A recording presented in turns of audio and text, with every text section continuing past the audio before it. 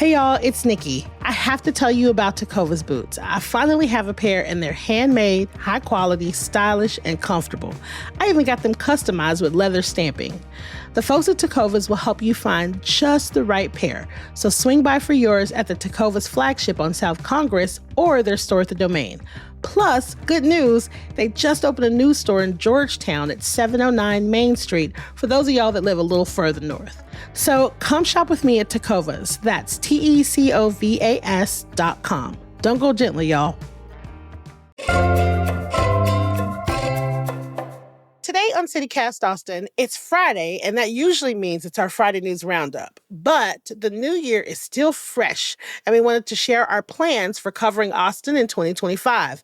It's sort of like our New Year's resolutions, but cooler. I'm here with Hey Austin newsletter editor Kelsey Bradshaw and executive producer Eva Ruth Moravec, and together we have been making this podcast for 6 months, y'all. So we want to talk about who we want to interview, what we want to chat about, and the stories we anticipate following.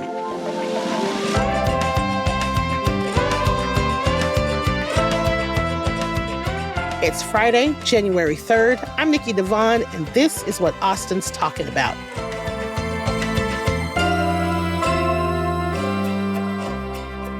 Hi, Kelsey. Hi, Eva Ruth. Hi, happy 2025. Woohoo! Hey, we're back. I trust that everyone had a great holiday break. Oh, we did. Mm-hmm. We are back in full force. Okay, so it's been 6 months, y'all, and we have talked to some really cool movers and shakers in Austin already.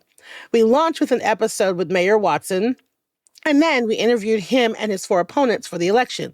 We also talked to Judge Andy Brown, Police Chief Lisa Davis, Homeless Strategy Officer David Gray, famous Austin musicians like Alex Marrero, influencers, and some of the fantastic reporters in town.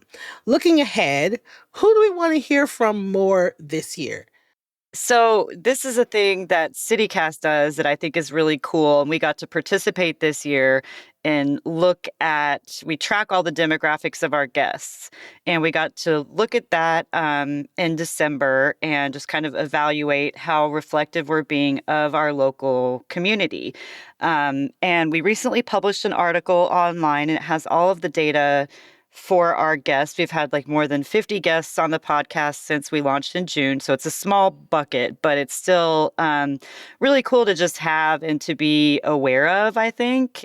So I really enjoyed looking at the data, and I would like us to be more intentional this year about making sure we hear from more of our Hispanic or Latinx Austinites. I think that's one area we could definitely improve on. And so they're kind of at the top of my list, just making sure that we're being representative. And then another bucket that I really want to pay attention to specifically this session, is our trans Austinites, who are just such a target of the Texas legislature, and yet such a really small part of our community. A small but very targeted, unnecessarily. Yeah. And I think we really need to hear about how things are affecting them, and what life is like for those Austinites here too. But I have a specific wish list also. Some people like Kendra Scott, the jewelry businesswoman and philanthropist.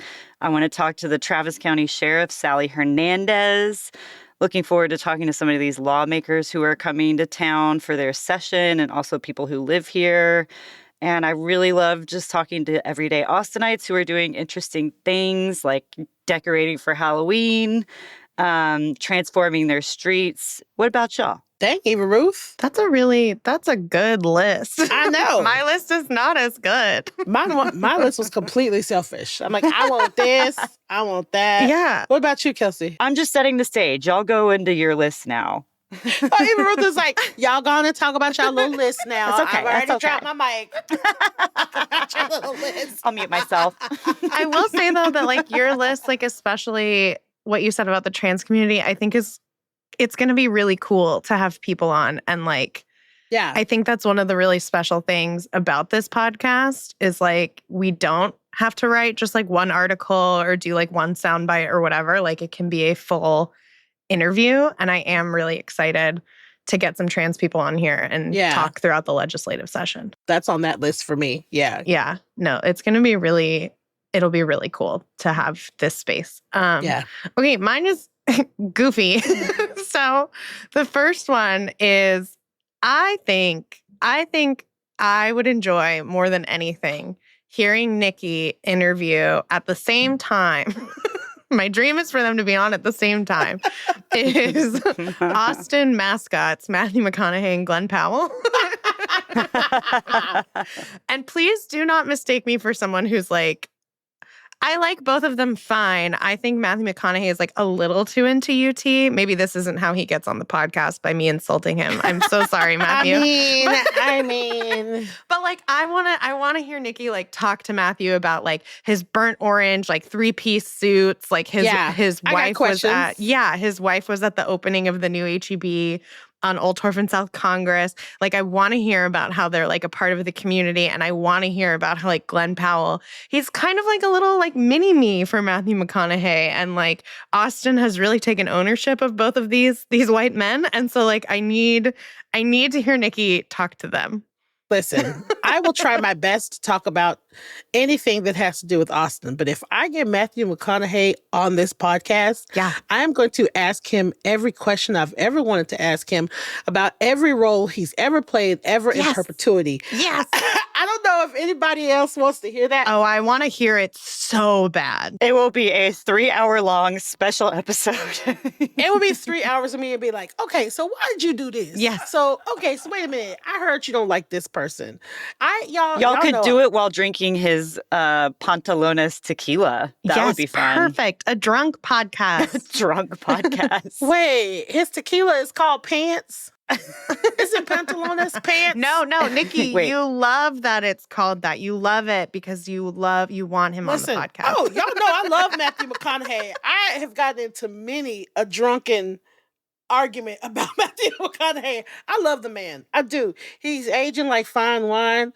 I don't know much about Glenn Powell. I need to research him. I don't know much about him other than he's fine. He has a cute-ass dog. That's what you need to know. His dog's name is Brisket.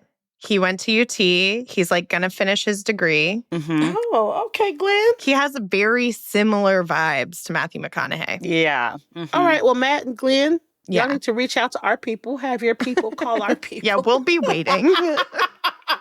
We are more findable than you people are, so. That is true. But the other one I had was just getting some more newer Austinites on the podcast.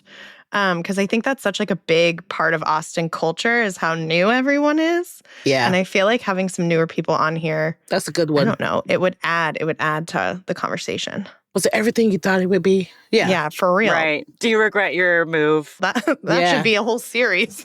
Yeah. Actually, I like that. Was it worth it?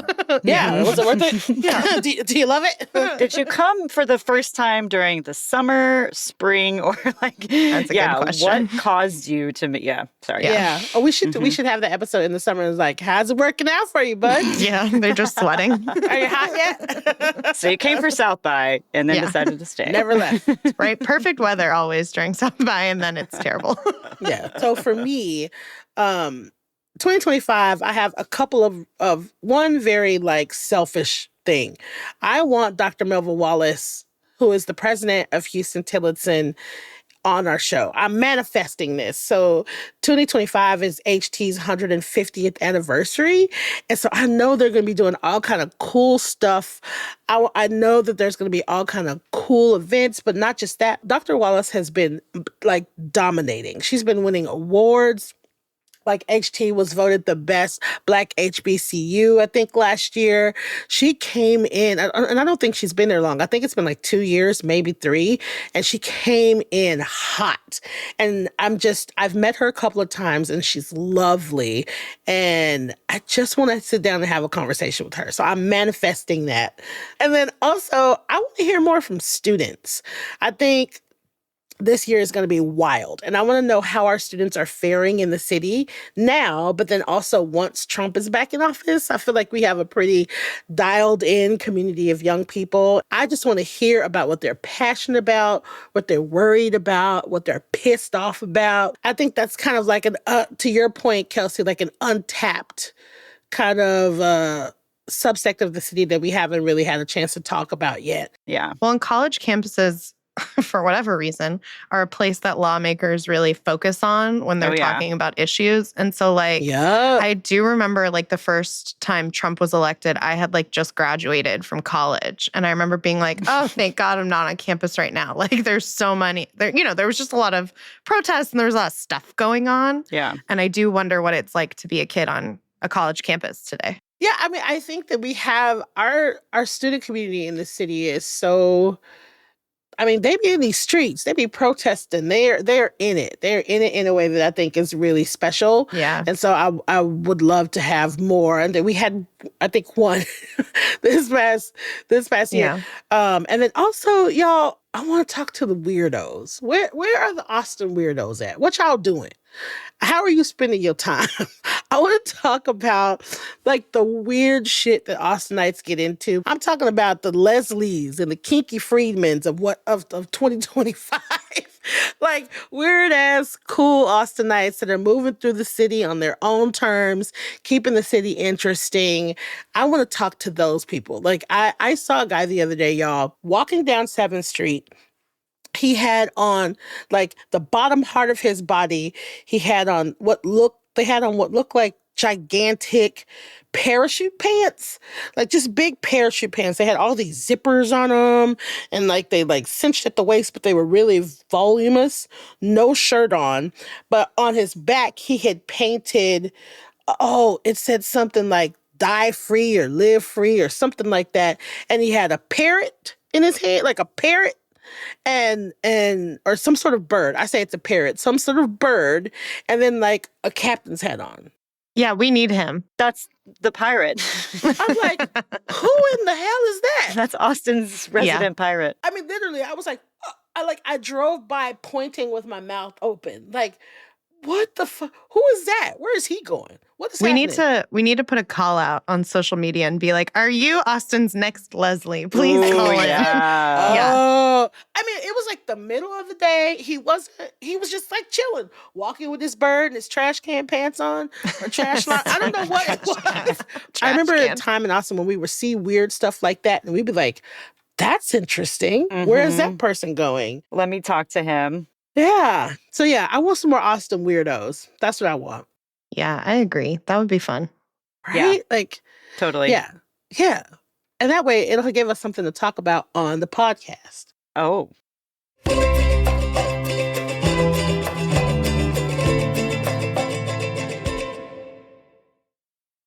Speaking of things to chat about. That was low-hanging fruit. Sorry, y'all. I'll do better. Love it. No, it was good. It was good. First transition of the new year alert. It should have been better, but I'm close. So we've had a few really fun team chat episodes. We picked who we wanted to be on our version of Mount Rushmore. We talked about essential Austin rules and even had some predictions for the Michelin Guide. We love our team chats, obviously. Obviously. I mean, come on. They have a little something for everyone, no matter how long folks have been calling Austin home. And so this year, we have even more team chats up our sleeves. And I want to know what y'all want to chat about. I will go first because I have been talking about my idea for years. For years. Ever since we started. Since CityCast Austin was still in the womb. Like literally since it was still in the womb. A glimmer in David Plotz's eye. Yeah. Shout out to Plotz. Yeah. I need Nikki to host a dating show on the podcast. People are constantly talking about how horrible dating is in Austin, right? And there's like a loneliness epidemic. Like there's all kinds of things happening. So we can parlay that, into a dating show. And I don't know how it's going to work, okay? I don't know what it's going to look like, but I need Nikki to get some singles on the pod. And I need her to like do speed dating or something. I just need single people on the podcast and Nikki making them fall in love for some reason. This is what I need. I can do it. Oh my God. Yes, I know. It can be our first live podcast. It can be our first live one. Yeah. Literally, listen, y'all. I produce. I also produce for a living. Not for a living anymore. This is what I do for a living. But for fun. Kelsey, every time you bring it up, I'm like, yup, I want to do this. I know. I want to do this. Me too. Every time that you bring it up, I think of Singled Out, which you probably don't even know that show. Singled Out. Jenny McCarthy. I do not, because I'm just so young and small. You were also a glimmer in your parents' eye at this point. Probably. Wait, what is that? I don't know that either. Do you remember that it was a game show on MTV hosted by Jenny McCarthy? Ooh, yay. Anti-vaxxer. I'm sorry. She's changed. Jenny McCarthy used to just be all about Candy's heels and slutty she used dresses. to be cool. Yeah. Mm-hmm. And married to Jim Carrey. Yeah. Yes. And she hosted this show called Singled Out. It would be like one, main person, and then the three people of the other opposite sex would be like trying to win her, and she wasn't looking at them. That's perfect. We have one like girl or guy and then three suitors. Yes. And then the person, like the focus person, the one person would not be looking at them, just be like asking them questions. Oh. And they would have to answer. And then she like picked the one he picked the one at the end, like just based on the answers. This is perfect. We can have them be cameras off. I love this. I don't know why I don't remember it. Singled Out was fun. Oh my God, I love this. It's like dating game. It's like the dating game. I love it. And it's back when Jenny McCarthy was just like cool and crazy. Yeah. Anyway, we're gonna make it happen. I had one quick other one. The other one that I think I might need this to happen more than the dating one, which is really saying something. Which I think I've made clear how much I need the dating one to happen. But I really, really, really need a Nikki episode talking to like somebody from HEB, somebody who's reported on HEB about like the lore of HEB. Like, why does HEB run better than the government? Like, why is it there for us in better ways? How do they, make their products? Like, they're very thoughtful about matching the neighborhoods that they're in. I would love that, Kelsey. I would love that. We need that.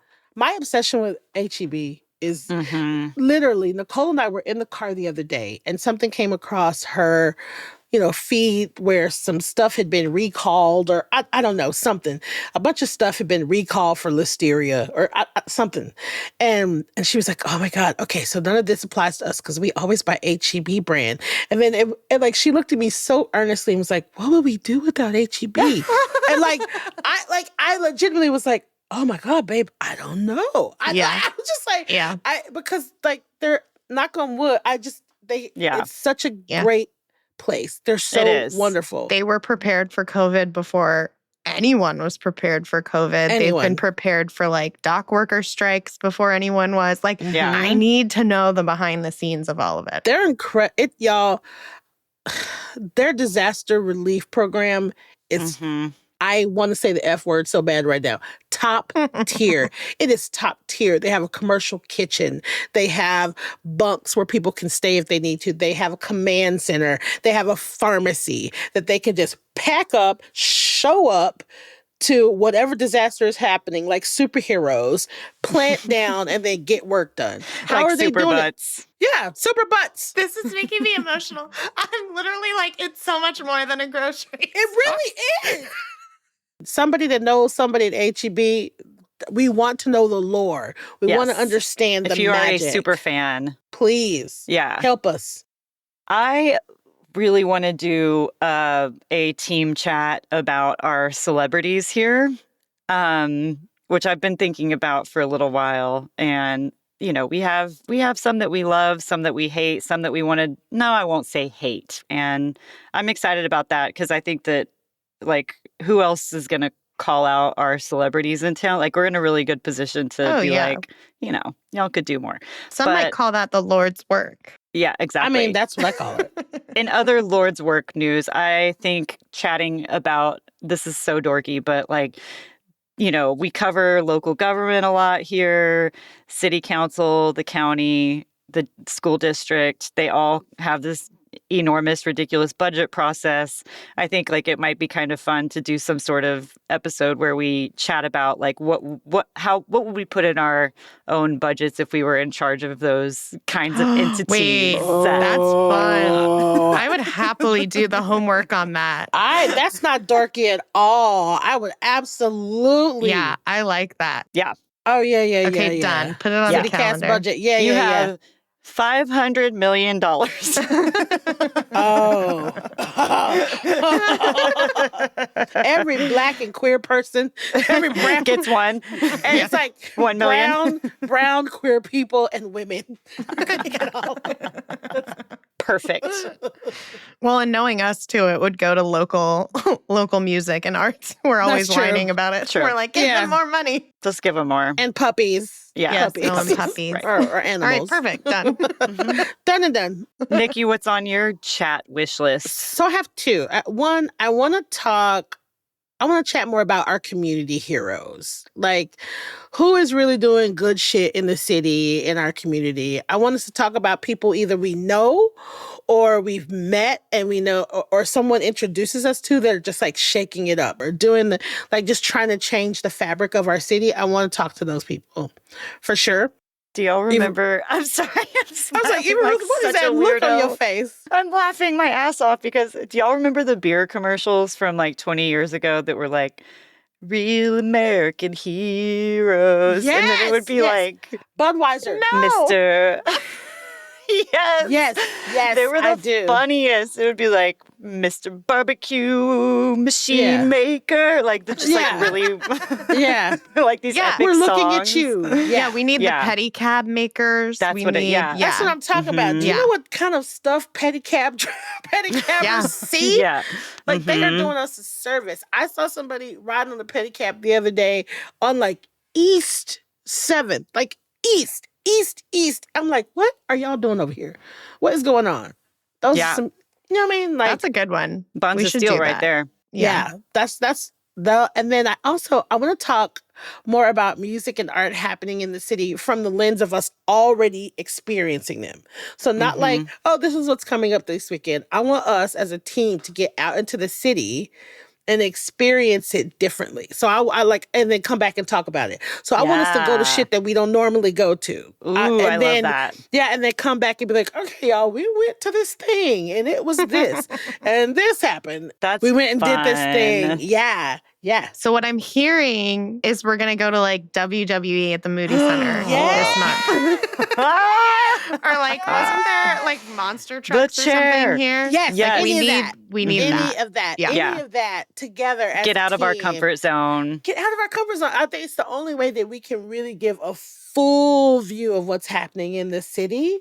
And so like challenge accepted. Yeah, like maybe once a month or something or once a quarter or whatever. I don't want to talk about other people's time, but like go and as a team be like, okay, y'all, we went to this thing or went and saw this movie or we went to this bar or we went or whatever it is, something that none of us have done. And then come back and talk about that. Yeah. Let's do it. I'm in. Yeah. Awesome.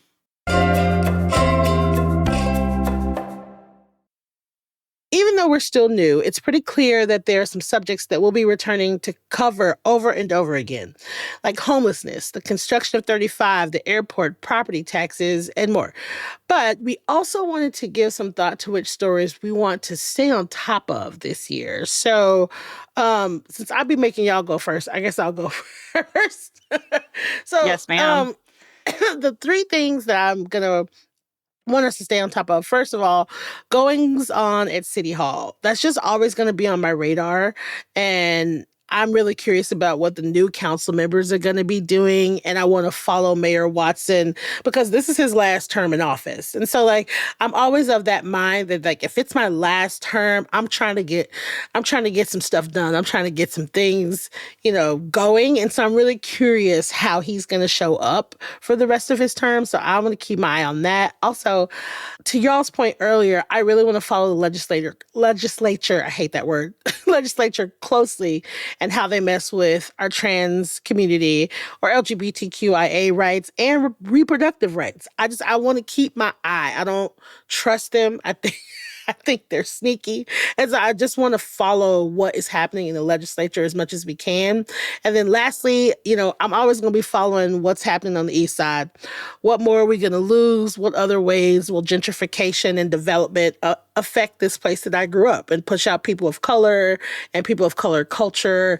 And I put in my notes the whiteifying of Austin, but we can also, but like, it's not just about white people moving to the east side. It's just like, it's the loss of culture. It's the loss, not just of Black culture, but just like, a lot of times we don't even talk about class. I say this all the time. When I grew up on the east side, there were Black people, predominantly Black people, Latinx people, and then poor white people, poor white musicians, poor white artists, right? And so it's like that culture too is a culture of people that run the risk of losing, Well, and we talk all the time too about gentrification and the whiteifying of Austin, all this stuff, and how it would be made.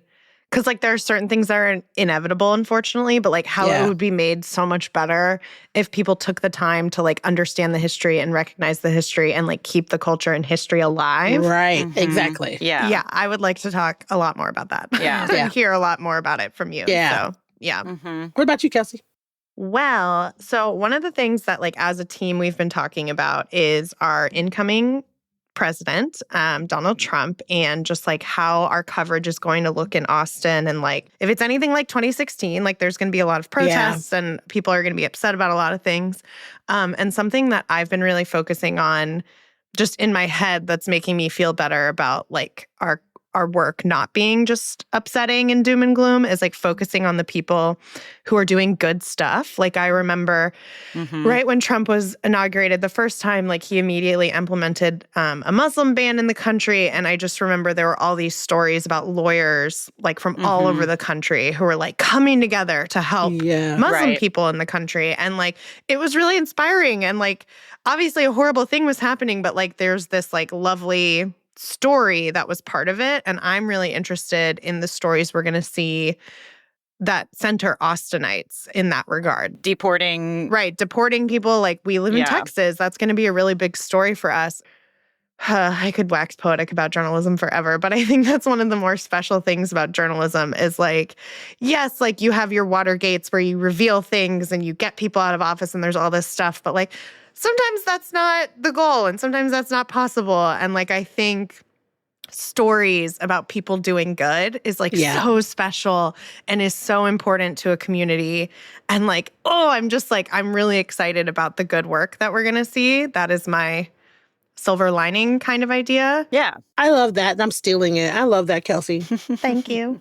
That's great. And then the other thing was just, I think, what Nikki said, right? More arts and culture stuff. Like, I'm really excited about coming up with a plan for like how we're going to cover South by Southwest this year. Like, it'll be our first time covering it at CityCast Austin. And like, I want to go to more shows. And like, I want to go to more shows that are like outside of what I've been doing. Like, I'm really excited to just go and do more stuff. Like, I feel really confident. Yeah. And, we've been here for a minute now. And like, I feel confident in like our process and our team and like what I can do with the newsletter and like what I can do on the podcast.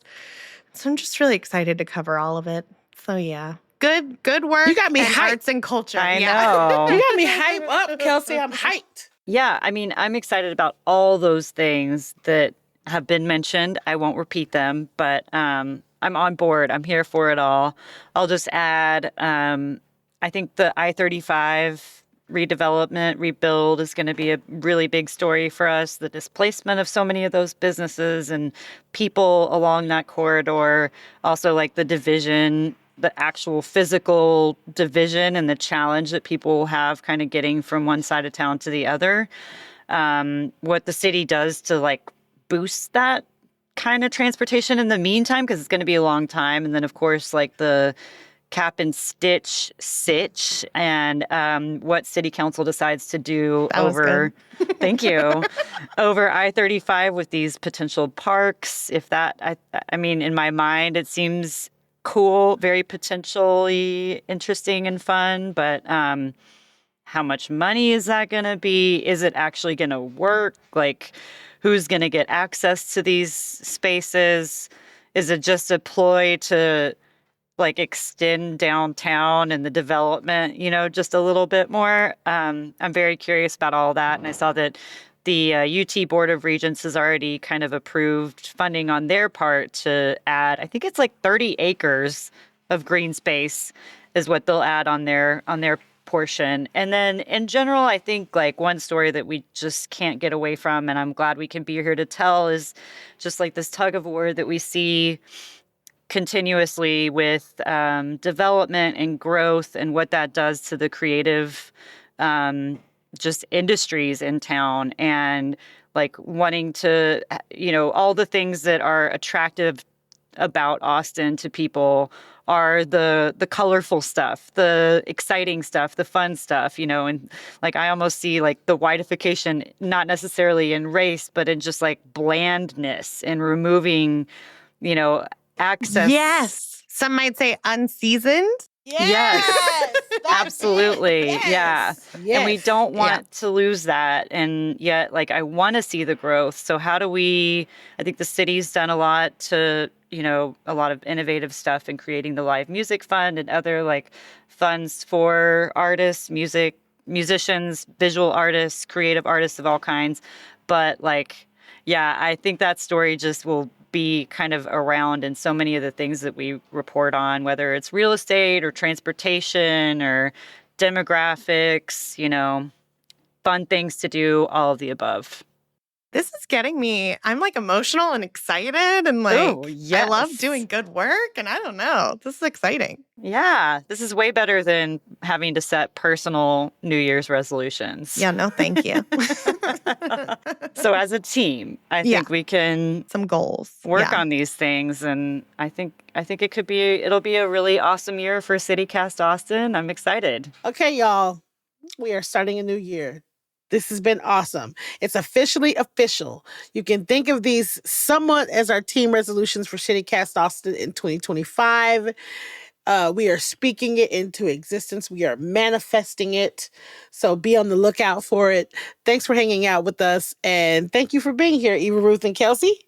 I have one more resolution for the year. It's to get better at saying goodbye to you on the podcast. So goodbye. Oh, wow. That's a good place to start for your improvements. Yeah. Hey, Kelsey. We never want to say goodbye. Goodbye for now. Yeah. Ta-ta for now. Ta-ta for now. Be back soon. Very soon.